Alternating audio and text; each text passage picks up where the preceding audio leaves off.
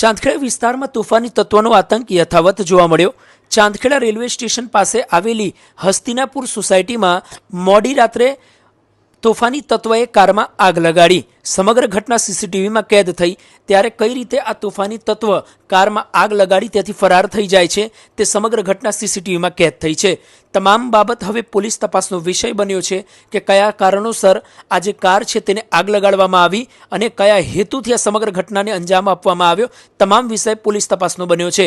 પરંતુ આ જે તોફાની તત્વ દ્વારા કારને આગ લગાડવાની જે ઘટના સામે આવી તે સમગ્ર ઘટના સીસીટીવીમાં કેદ થઈ અને સીસીટીવીમાં કેદ થતાં સમગ્ર ઘટના હવે પોલીસ તપાસનો વિષય બન્યો છે।